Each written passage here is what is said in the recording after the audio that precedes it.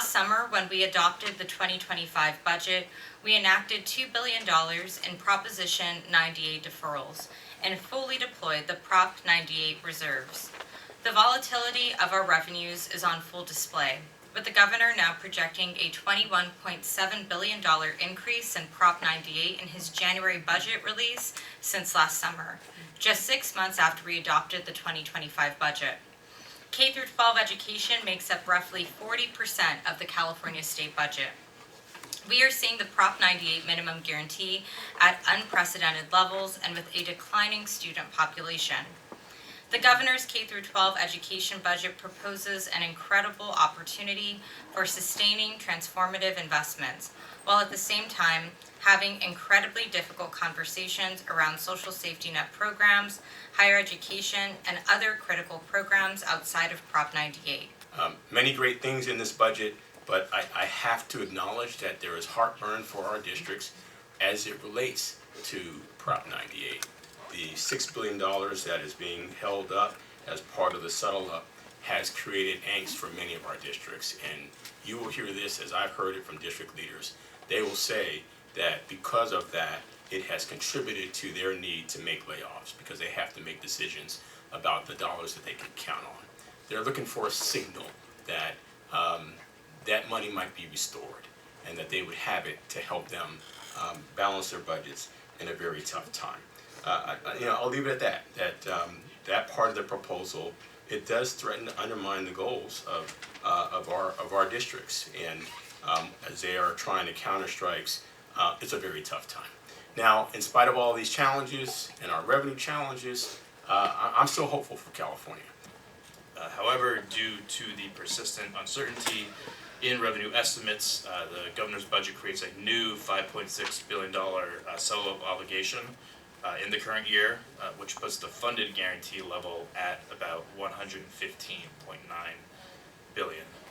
So this is an estimate. It will be reassessed at the May revision and updated if necessary based on the revised Prop 98 factors. And the revenue picture right now is deeply unsettled. The state had a very good turn of fortune in January, with income tax collections coming in well above the governor's budget estimate. That mainly reflected strength in non-wage income like business and investment earnings. And based on that, we now think that revenues in this fiscal year are likely to exceed the governor's budget estimate by just over $8 billion. And that's significant for this committee because Proposition 98 would direct almost half of that amount, $3.7 billion, towards schools and community colleges. On the other hand, the state's revenue gains are building mainly on a very strong stock market and a big boom among a very small number of tech companies that are leading developments in artificial intelligence. And those gains stock market gains are appearing increasingly tenuous. We're starting to see several signs that the market is approaching a peak. We think revenues for the upcoming year, for 26-27, are likely to be more than $3 billion below the estimates in the governor's budget. And for schools, that would mean a $1.4 billion less in Proposition 98 funding. If the market drops significantly, and that's certainly a possibility, those losses would quickly become much larger.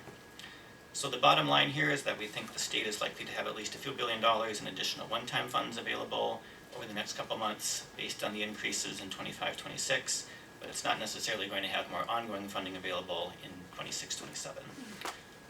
All of that uncertainty points to the importance of managing risk proactively, and the governor's budget does have some prudent features in that regard. The $4.1 billion deposit into the Proposition 98 reserve is the starting point for that. It's not a lot compared to the state's overall spending on schools, only about 3%. But it is a critical layer of protection because it can be accessed very quickly, and it's earmarked exclusively for schools and community colleges. The budget also takes care of some past commitments. The repayment of deferrals is the best example of that. And third, it doesn't commit all of the funding that's in the budget to new ongoing programs. The budget sets aside about $4 billion in 26-27 funds for one-time activities, and that gives the state a buffer because if Proposition 98 funding declines in the future, the state can absorb part of that drop by allowing those one-time expenditures to expire. And we think all of those features are important to maintain in the final budget agreement. We're not recommending austerity for school spending. We think some ongoing increases are reasonable, including some of the increases you'll hear about in the next issue. But the revenue uncertainty does warrant some caution in creating new commitments.